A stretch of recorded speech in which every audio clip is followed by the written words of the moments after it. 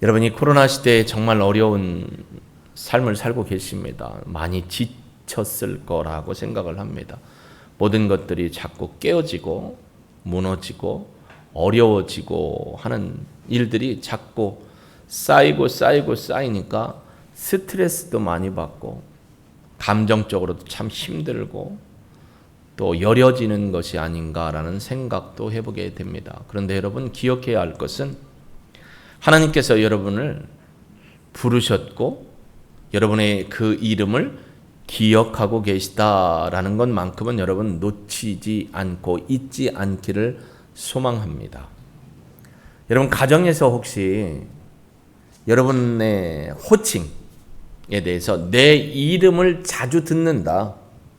내 가정에서나 아니면 가까운 사람들과의 관계 속에서 내 이름을 자꾸 들을 수 있다 라고 하시는 분 한번 손 들어보실래요? 나는 평상시에 내 이름 석자 이름 잘 듣고 그러시군요. 저는 아빠, 여보, 목사님 제 이름이 없어요. 김춘수 시인의 꽃이라는 시를 우리가 학교 다닐 때 좀 배웠잖아요. 그 꽃을 불러줬을 때, 꽃의 이름을 불러줬을 때 자신의 존재 가치가 드러나고 있다라는 것을 우리가 배워본 적이 있어요. 혹시 집에서 남편이나 아내를 부를 때, 특별히 남편분들이 아내를 부를 때 이렇게 부르시는 분은 없겠죠? 어이! 그러면 이제 아내분들이 그러죠. 참 어이가 없네. 내 이름은 어디다 두고. 근데 사실 집에서 이름 잘 안 불러줘요. 부부간에도. 여보, 당신. 저기요. 또 심하면 그러지. 이봐요. 뭘 봐요? 뭘 이봐요?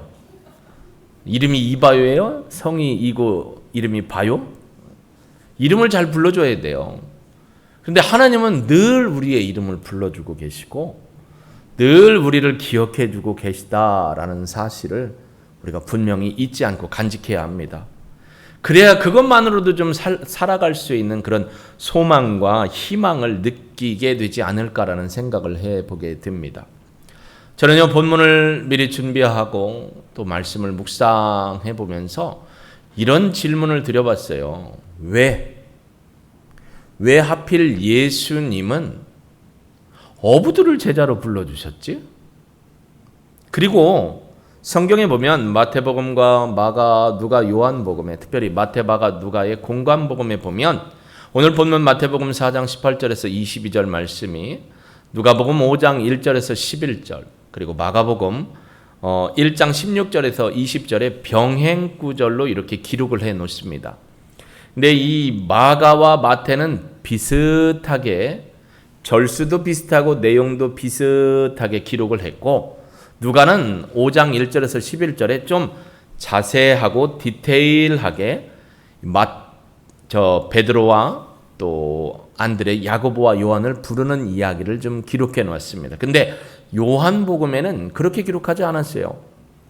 그래서 요한복음은 1장 35절에서 44절까지를 읽어보면 베드로와 안드레 또 야고보와 요한이 예수님께 부름받는 모습을 살펴볼 수가 있습니다.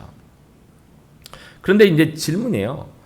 세리 마태를 예수님이 부르시는 장면이 복음서에 몇 군데 나와요. 근데 왜 마태는 세리였어요? 베드로와 안드레, 야고보와 요한은 어부였어요. 근데 보통 이 복음서에 보면 어부였던 베드로와 안드레, 야고보와 요한을 부르시는 사건을 병행구절로 이렇게 기록을 해 놓았을까? 다른 제자들에 대해서는 또 특별히 기록한 게 없단 말이에요. 부름받은 게. 근데 왜 어부였던 그들을 제자로 불러주셨을까라는 생각을 해보게 됐어요. 여러분 유대 땅, 유대인들의 원래 그들의 삶의 주가 됐던 것은 뭐였냐면 유목이었어요. 그리고 지난주에 우리가 살펴봤지만 요한복음 10장에도 보면 예수님께서 나는 양의 목자다라고 했어요. 그러니까 유대인들에게서 이 목자의 개념은 어떤 가치와 어떤 정체성이 있고 어떤 일을 하는지 잘 아니까 예수님이 목자인 사람 쫓아가서 내가 너를 나의 제자로 부르니까 나를 따라와라 했다면 좀 이해하기가 더 편하지 않았을까요? 아니면 농부, 당시 유대 땅에도 이 가나안 땅에 들어가서 이스라엘 백성들이 유대 땅에서 오래 살면서 농업을 했단 말이죠. 그러면 농부를 불러서 제자로 삼으셨다면 어땠을까라는 생각을 하는데 왜 하필 예수님은 어부를 제자로 부르셨을까?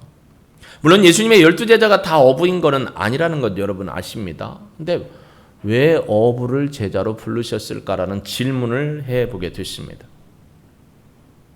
왜 예수님께서 어부를 제자로 부르셨을까요? 여기 바닷가가 고향이신 분이 있어요. 바닷가가 가까운 분. 그죠? 항구의 남자는, 우리 잠언이가 부르는 항구의 남자는 딱 보면 그 나의 고향이란다. 뭐 그런데 어부. 왜 예수님은 어부인 사람들을 제자로 부르셨을까요? 이게 좀 고민이었어요. 그걸 좀 묵상해 보면서 말씀을 준비할 수 있었습니다. 어부의 특징이 뭘까요? 어부. 네? 고기 잡죠. 맞아요. 딴 분들은 모르는 것처럼 얘기를 안 해. 어부는 고기 잡는 사람이에요. 또 어부의 특징은 뭘까요? 뭐 해산물 포함해서 다 모든 고기 해산물을 잡는 사람이에요. 어부의 특징. 여러분, 예수님이 살던 시대의 어부들은요, 어떤 사람들이 어부였는가를 한번 제가 문헌을 찾아보았습니다. 이런 사람이 어부였어요. 하층민이었다. 다른 사람들의 어떤 관심을 받을 수 없었던 하층민이었어요. 그러니까 그들이 하는 일이 어땠을까를 한번 생각해 보시라는 거예요. 여러분, 요즘에 저 강원도, 포항, 남해, 여수, 서해안까지 해서요, 선주, 배를 가지고 있고 어부 생활을 하는 분, 여러분 우리보다 훨 잘 살아요. 잘 사는 걸로 따지면. 배 한 척만 있어서 선원 부리면서 하는 분들은 아쉬울 거 없어요. 당시에는 하층민이었어요. 그리고 당시에는 특별한 기술이 없는 사람들 중에 어부가 많았다라고 그래요. 그리고 먹고 살기가 힘든 사람들이 물고기를 잡기 위해서 어부가 된 경우가 있다라는 거예요. 사실 여기 본문에 보면 베드로의 형제 안드레가 나오고, 베드로와 안드레, 세베대의 아들 야고보와 요한이 있는데요. 세베대의 아들이니까 야고보와 요한은 아버지 밑에서 어부질을 하는 거예요. 아버지 배, 아버지의 일을 돕는 그 일을 하면서 어부 생활을 하는 거예요. 베드로하고 누구요? 안드레, 그의 형제들은 생각해 보세요. 베드로는 그의 아버지나 친가족, 원가족에 대한 얘기가 성경에는 안 나오는데 장모님 얘기는 나와요.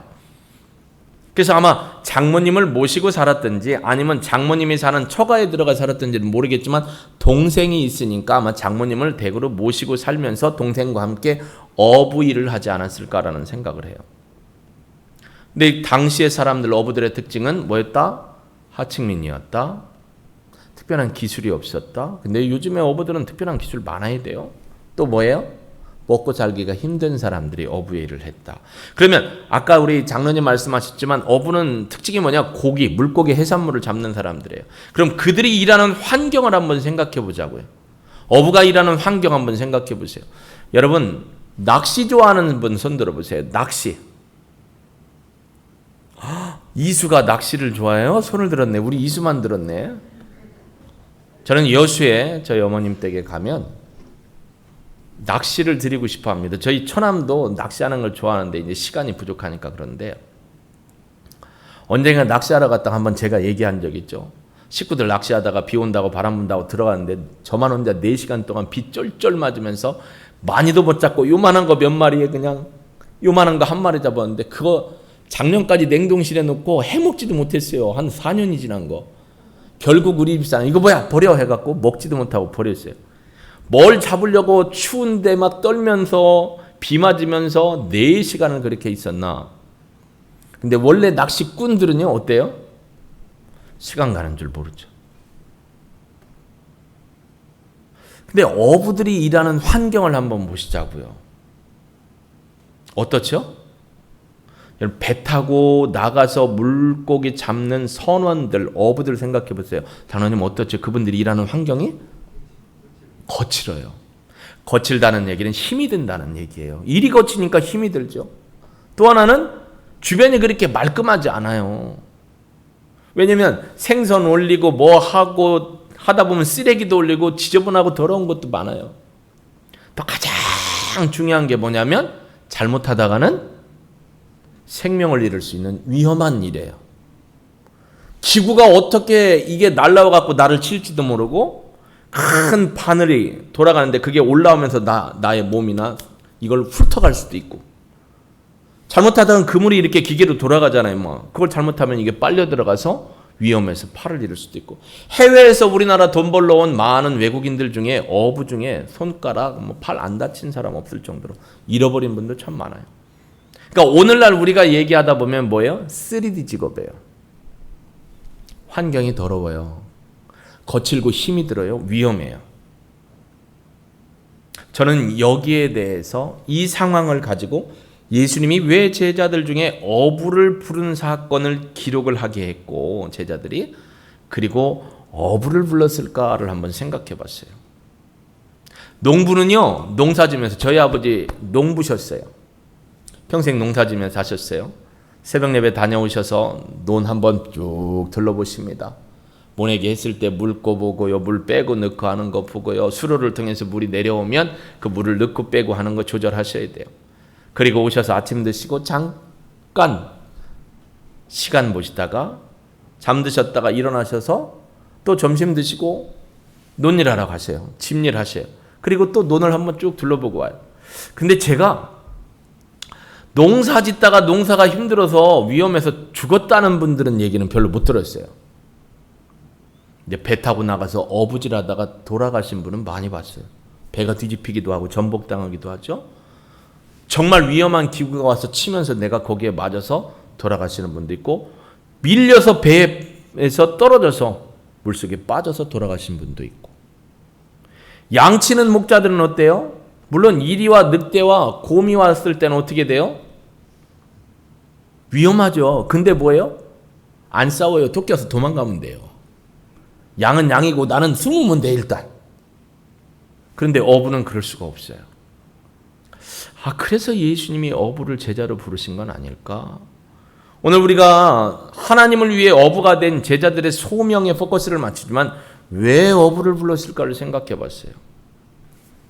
힘들고 거칠고 더러운 환경 속에서도 위험을 무릅쓰고도 어부는 뭘 해야 돼요? 그 일을 해야 돼요.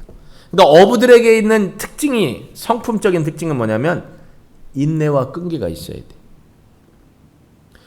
생명 걸고 위험 무릅쓰고 그 일을 해야 돼요. 또 하나, 포기하면 안 돼요. 자, 그들을 제자로 불렀습니다. 제자로 불렀다는 건 우리가 디모데에게 바울이 그에게 가르치죠. 디모데야, 네가 복음 안에 견고히 서라. 그리고 충성된 사람들에게 이 복음을 부탁하면 그들이 또 다른 사람들에게 복음을 부탁할 거야 라고. 이게 제가 선교단체에 있을 때는 승법번식이라고 했어요. 승법번식을 통해서 더 많은 사람들이 예수 믿고 구원받는 은혜를 누릴 수 있도록 하는 거였다라는 것이죠. 오늘 여러분 마태복음 우리가 읽었지만 마가복음의 본문을 보면 이렇게 얘기합니다. 마가복음 1장 16절에서 20절인데요. 갈릴리 해변으로 지나가시다가 시몬과 그의 형제 안드레가 마가복음은 안 해놨나요? 네. 바다에 금을 던지는 것을 보시니 그들은 어부라. 마가복음 1장 16절부터 여러분 20절입니다. 들어보세요. 예수께서 이르시되 나를 따라오라. 내가 너희를 사람을 낚는 어부가 되게 하리라 하시니 곧 그물을 버려두고 따르니라. 조금 더 가시다가 세베대의 아들 야고보와 그의 형제 요한을 보시니 그들도 배에 있어 그물을 깁는데 곧 부르시니 그 아버지 세베대를 품꾼들과 함께 배에 버려두고 예수를 따라간다 라고 했습니다. 여기서 보면 내가 너희를 사람을 낚는 어부가 되게 할 거야 부르시니까 따라갔다라고 돼 있어요. 마태복음도 동일한 패턴으로 갑니다. 근데 누가복음 5장 1절부터 11절에 보면 좀 다르게 기록을 합니다. 자 볼까요? 5장 1절에 보면 무리가 몰려와서 하나님의 말씀을 들을 때 예수는 게네사렛 호숫가에 서서 호숫가에 배 두 척이 있는 것을 보시니 어부들은 배에서 나와서 그물을 씻는지라. 마가복음은 그물을 던지고 있었어요. 던지고 있다는 건 어부로서 고기를 잡고 있었는데 누가복음은 그물 던지고 올라와서 그물을 어떻게 하고 있어요? 씻고 있었고 만지고 있었어요. 깁고 있었죠. 꼬매고 있었는 과정이죠. 예수께서 한 배에 오르시니 그 배는 시몬의 배라. 육지에서 조금 떼기를 청하시고 앉으사 배에서 무리를 가르치시더니 말씀을 마치시고는 이렇게 얘기합니다. 시몬 베드로에게 이르시되 깊은 데로 가서 그물을 내려 고기를 잡으라. 지금 뭐 하고 있다고요? 그물 씻고 그물 어떻게 하고 있어요? 깁고 있어요. 그랬더니 뭔 얘기예요? 이미 어부질, 그물질 다 끝나고 왔다라는 거예요. 그러니까 베드로는 이미 밤부터 새벽까지 다 그물질하고 왔어요. 고기를 많이 잡았는데 어쨌는지 모르겠지만 대조적으로 밑에 고기가 많이 잡힌 현상을 보니까 아마 그물로 고기 잡은 게 시원찮았던 것 같아요. 근데 말씀을 4배를 잠깐 비로 타시더니 말씀을 전하시고 하는 말이 깊은 데로 가서 그물을 내려라. 베드로의 상식에는 안 맞는 거죠. 근데 순종을 합니다. 왜 순종을 했을까를 잠시 후에 말씀드릴 거예요. 그리고 그물을 내렸더니 어떻게 돼요? 그렇게 하니 6절에 고기를 잡은 것이 힘이 많아 그물이 찢어지는지라. 이에 다른 배에 있는 동무들에게 손짓하여 와서 도와달라 하니 그들이 와서 2배의 체험에 잠기게 돼. 아마 야고보와 요한을 부르지 않았을까 싶어요. 시몬 베드로가 이를 보고 예수의 무릎 앞에 엎드려 이르되 주여 나를 떠나소서 나는 죄인입니다. 5절에 뭐라고 했냐면 랍비여 선생님이라고 했어요. 왜 선생님이라고 했을까? 요한복음의 말씀을 보면 있다 합니다. 그러다가 이제 주님 나를 떠나소서 나는 죄인입니다. The Lord라고 불러요. 그러면서 이럽니다. 이는 자기 및 자기와 함께 있는 모든 사람이 고기 잡힌 것으로 말미암아 놀라고 세베대의 아들로서 시몬의 동업자인 야고보와 요한도 놀랐습니다. 그러니까 친구들을 불렀다는 건 이 사람들을 불러서 고기 그물을 끌어올린 거예요. 고기가 많이 잡혔으니까. 그러면서 이럽니다. 10절에 세베대의 아들로서 시몬의 동업자인 야고보와 요한도 놀랐습니다. 예수께서 시몬에게 이르시되 무서워 말아라. 이제 우리는 내가 사람을 취하리라. 이 사람을 취한다라는 것의 헬라 원어의 뭐냐면 내가 사로잡을 것이다. 사람들을 사로잡아 끌고 오는 사람이 될 것이다 라는 얘기입니다. 마태복음과 마가복음은 사람을 낚는 어부가 될 거다라고 했지만 누가의 기록은 네가 사람들을 사로잡아 오는 사람이 될 것이다 라고 이야기를 기록합니다. 그들이 배들을 육지에 대고 모든 것을 버려두고 예수를 따르니라. 우선순위의 문제죠. 자, 그런데요, 요한복음을 읽으면 베드로와 안드레, 야고보와 요한이 예수님과 이미 만났었던 적이 있어요. 요한복음. 그래서 마태복음, 누가복음, 마가복음에서 예수님이 그들을 부르실 때 그들은 예수님을 처음 본 상황이 아닌 거예요. 한번 보실까요? 자, 요한복음 1장 35절에서 44절까지입니다. 그 이튿날 요한이 자기 제자 중 2사람과 함께 섰다가, 이튿날이라는 건 뭐냐면 예수님이 공생의 사역을 위해 오십니다. 예수님이 오시는 걸 보고 어떻게 해요? 예수님이 오시기 전에 나는 그분의 힘들매를 감당도 못할 것이다 라고 얘기하죠. 근데 예수님이 오셨어요. 그래서 어떻게 했어요? 침례를 주셨어요. 그리고 나서 그 이튿날 예수님이 오시니까 야 보라 세상 죄를 지고 가는 저기 어린 양이다 라는 말씀을 하셔요. 이튿날 요한이 자기 제자장 2명과 함께 섰는데 이 2명이 누구냐면 베드로의 형제인 누구? 안드레와 침례 요한 말고 사도 요한이 여기 있는 겁니다. 침례 요한 아니에요. 사도 요한. 그 밑에 있는 요한과 야고보의 그 요한인 거예요. 그러면서 이럽니다. 또 이튿날 요한이 자기 제자 중 2사람과 함께 섰다가, 계속 넘겨주세요. 2 제자가 그의 말씀을 듣고 예수를 좇거늘 예수께서 돌이켜 그 좇는 것을 보시고 물어 가라스 때 무엇을 구하느냐 가로되 랍비여. 여기 랍비라겠죠. 선생님 어디 계십니까 하니 랍비는 번역하면 선생이라. 예수께서 가라스 때 와봐라. 그러므로 저희가 가서 계신 데를 보고 그날 함께 거하니, 함께 잤다라는 거예요. 때가 제 10시쯤 되었더라 라고 되어 있습니다. 또요, 요한의 말을 듣고 예수를 좇는 2사람 중에 하나는 시몬 베드로의 형제 안드레라. 그가 먼저 자기의 형제 시몬을 찾아가 말합니다. 우리가 메시아를 만났다고. 메시아는 번역하면 그리스도라. 자, 안드레하고 요한이 침례 요한의 제자였는데 침례 요한이 보라 세상 죄를 지고 가는 하나님의 어린 양이다. 저분이 우리가 따라야 될 분, 너희가 따라야 될 분이다니까 침례 요한을 따르다가 누구를 따르러 가는데 예수님을 따르러 갔습니다. 그래서 어디 계십니까? 어디 머물고 계십니까? 우리가 주님과 함께하고 싶습니다. 그러니까 와봐라. 가서 하룻밤 잤어요. 그리고 나서 그 자고 나서 있었던 이야기를 가지고 안드레가 누구를 찾으러 가요? 자기 형제 베드로에게 간 거예요. 야, 메시아를 만났다. 베드로는 그러니까 젊은 분이 막 돌아다니는데 사람들이 막 쫓아다녀요. 여기로 쫓아다니고 저기로 쫓아다니고 도대체 저 사람이 누구야? 저분이 누굴래? 누구길래? 라고 그런 생각을 했어요. 안드레가 와서 하는 말이 메시아라는 거예요. 메시아? 베드로도요, 알죠. 유대인이니까 메시아가 올 거라는 거예요. 글쎄, 잘 모르겠는데 라고 하고 있었던 거예요. 43절에 보니까 이렇게 얘기합니다. 이튿날 예수께서 갈릴리로 나가려 하시다가 빌립을 만나 이르시되 나를 쫓으라 하시니 빌립은 안드레와 베드로와 한 동네 베세데 사람이라. 자, 안드레와 베드로가 어디 사람이에요? 베세데 사람이에요. 빌립을 만났죠. 그리고 누구를 또 만났을까? 마태복음 우리가 읽었던 말씀 4장, 그리고 마가복음 1장, 누가복음 5장을 보면 베드로는 이미 예수님에 대해서 들었어요. 그리고 예수님이 어떤 분인지 사람들이 쫓아다니는 거 봤어요. 그런데 마태복음 4장에서 베드로가 금을 어떻게 하고 씻고 깁고 있는 상황에 예수님이 오신 거예요. 이제 관계를 맺기에 오시는 거예요. 딴 때는 듣기만 했어요. 그래서 오늘 마태복음 4장에서 예수님이 베드로와 안드레 그리고 야고보와 요한을 이끄시는 모습을 봅니다. 그냥 눈으로 보기만 했어요. 기노스코, 관찰을 통해서. 근데 이제 예수님을 알게 되는 거예요. 사건을 통해서, 기적의 사건을 통해서. 그래서 어떻게 돼요? 주님이라고 표현을 해요. 거기서는 오이다, 알다. 히브리어로 따지면 야다. 관찰 경험을 넘어가서 체험을 통해 안 거예요. 그래서 어떡하냐면, 야, 이제부터는 너 사람들을 네가 사로잡아 오는 사람이 될 거야 라는 얘기를 하는 겁니다. 그냥 예수님에 대해서 오고 가고 하는 거 보기도 하고 듣기도 했어요. 동생을 통해서도 메시아라는 얘기는 들었지만 저분이 정말 누구인지는 몰랐는데 자기 앞에 기적을 베푸시는 분임을 알고 나는 죄인입니다. 떠나가십시오 하고 어떻게 했다는 거예요? 주님 떠나십시오라고 했어요. 그때 예수님이 그러죠. 나를 따라오너라 했더니 따라갔어요. 그 주님이 베풀어 주신 기적을 통해 가치관이 바뀝니다. 정체성이 변화되는 것을 보게 됩니다. 다시 원래 이야기로 돌아가서 왜 예수님은 어부인 베드로와 안드레, 야고보와 요한을 부르셨을까를 생각해 보게 돼요. 어부의 특징은 얻어야 돼요. 뭘 얻어야 돼요? 물고기를 얻어야 돼요. 해산물을 잡아야 돼요. 그 일을 위해서 힘들고 거칠고 어렵고 생명의 위협을 느끼는 일도 마다하지 않고 해요.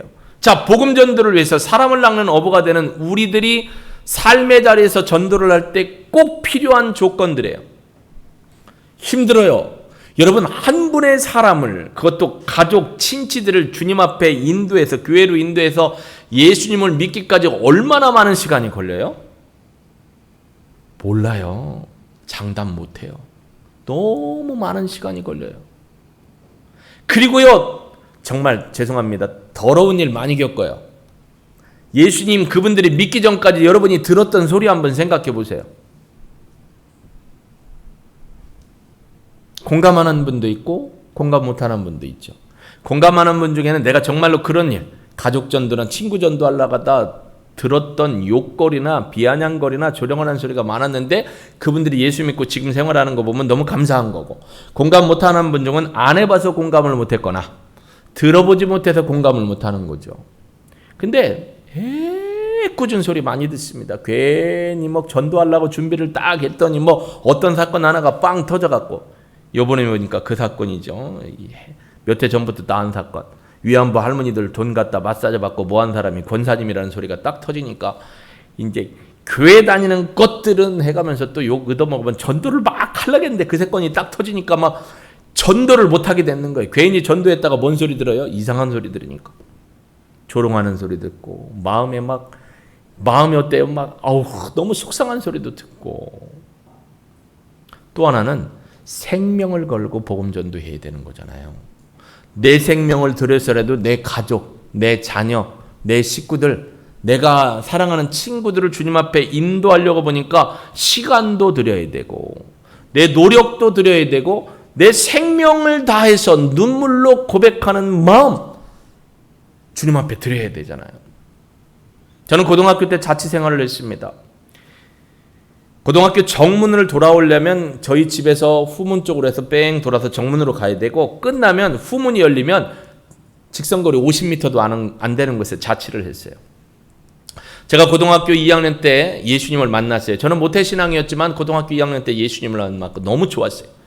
그리고 철야 예배 다니기 시작했고, 철야 예배가 없는 평일날은 학교에서 야간 자율학습이 끝나면 50m 거리에 집을 안 가고 근 1km까지 걸어 올라가요. 언덕배기로 걸어 올라가서 그 교회에 갑니다.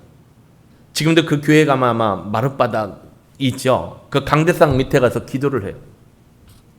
하나님, 저 왔어요. 찬송을 쭉 불러요. 찬송을 쭉 부르고 기도를 해요.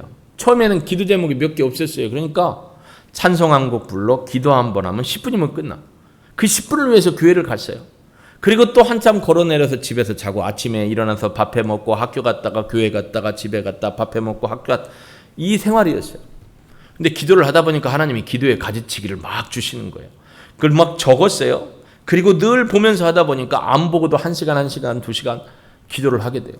집에 가는 시간이 늦어지죠. 그 중에 첫 번째 기도가 우리 어머니 돌아오게 해주세요.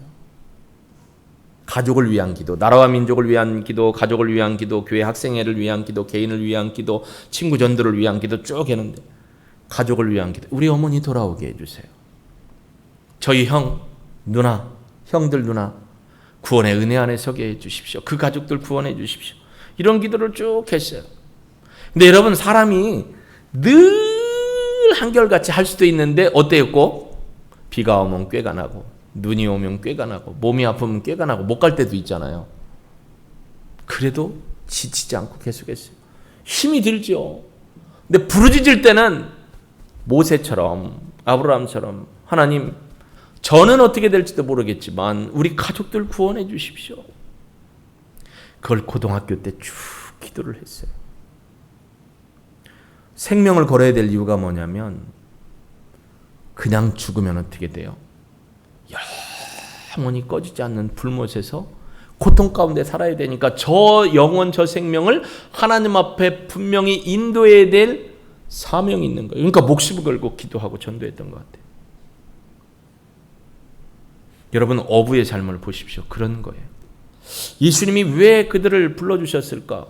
자, 예수님이 베드로, 안드레, 야고보, 요한을 부르신 것은 걔네들이 착했기 때문이다. 열심히 성실했기 때문이다. 충성스러웠기 때문이다. 맡은 일을 잘하고 있었기 때문에 그들을 불렀다라는 건 어떻게 보면 짜놓고 맞추는 거예요. 베드로, 안드레, 야고보, 요한을 부른 건 주님의 전적인, 주님의 권능 안에서 한 거예요. 주님의 전적인 부르심이에요. 하나님의 전적인 은혜로 부르신 거지. 그들이 착하니까, 그들이 어부 생활을 잘하니까, 그들이 성실하니까, 그들이 충성스러우니까 부른 게 아니에요. 여러분, 12제자들 보면 부름받은 이후에 어떻게 됐어요? 구원의 은혜에 감사하면서 믿음의 사역을 했죠. 가룟 유다를 빼고는 다 어떻게 했어요? 십자가에 순교하신 분도 있고 돌에 맞아 죽으신 분도 있고 그렇죠. 베드로와 안드레, 야고보와 요한은요, 원석 같은 존재예요. 원석. 그냥 여러분, 저 같은 보면 문외한이에요. 돌에 대해서 문외한이에요. 그러니까 수석 좋아하는 분은 집에 가면 막 수석 탁 해놓고, 원에 좋아하는 분은 나무 이렇게 원에 분재해가지고 막 집에 가면 잘 해놓은 분도 있어요. 근데 산에 가면 돌이 많잖아요. 아무 돌이나 안 갖고 오잖아요. 제가 대전에서 사역을 할 때 교통사고가 있었기 때문에 교회 사역을 하면서 목사님한테 허락을 받고 교회에서 한 직선거리 500m 정도 갤러리아 옆에 있는 거기에 한의원이 있었어요. 저희 성도님이 아는 한의원. 한의원에 처음 소개받고 목사님 허리가 아파서 이렇게 침 좀 맞고 저기서 거기 가봐 라고 해서 갔어요. 들어가는데 막 입구에 돌이 있어요. 돌. 근데 이게 보통 돌이 아니에요. 어떤 돌이겠어요? 단면으로 쫙 깎아놓은 돌이에요. 그러면 단면으로 깎았다는 건 단면 안에 뭐가 있어요? 그림이 그려져 있죠. 그림이. 근데 막 색깔이 보라색도 있고 분홍색도 있고 초록색도 있고 남색도 있고 그런 거예요. 그러니까 원석이에요. 원석. 딱 깎아놓은 거. 와, 멋있다 이쁘다 했는데 어느 날인가 저를 지하로 데리고 가더라고요. 지하에 갔더니 눈이 막 땡그래지는 거예요. 그런 돌들이 엄청나게 많은 거예요. 왜 쓸데없는 돌을 갖다 놨어요? 라고 했다가 꾸타리를 먹었어요. 쓸데없는 돌이 아니에요. 비싼 돌이에요. 우리는 그냥 돌로 보지만 그 돌을 어떻게 하는 거예요? 보석을 만드는 가공하는 분들이 그걸 가공하고 조각하고 다듬어서 뭘 만들어요? 보석을 만들어요. 베드로와 안드레, 야고보와 요한은 원석 같은 존재였어요. 사람들이 볼 때는 하찮은 존재였어요. 사람들이 볼 때는 아무것도 아니었어요. 뭐 어부질 성실하게 하고 금을 열심히 짓으니까 성실하니까 충실하니까 그 사람들을 제자로 부른 게 아니고 부름받아서 하나님께서 주님께서 그 원석을 어떻게 했어요? 보석으로 만들어 주신 거예요. 할렐루야. 그래서 제자 삼아 주신 거예요. 전적인 하나님의 은혜로 여러분의 이름을 주님이 부르시는 건 여러분을 지금까지 신앙생활하면서 원석이었던 여러분들을 사람들이 볼 때는 아무것도 안 같은 암시롱도 아는 그런 바위나 돌을 어떻게 했어요? 깎아서 다듬어서 보석을 만들어 주셨어요. 할렐루야. 그러니까 여러분은 보석이에요. 보석이라고요. 주님이 만들어 주셨어요.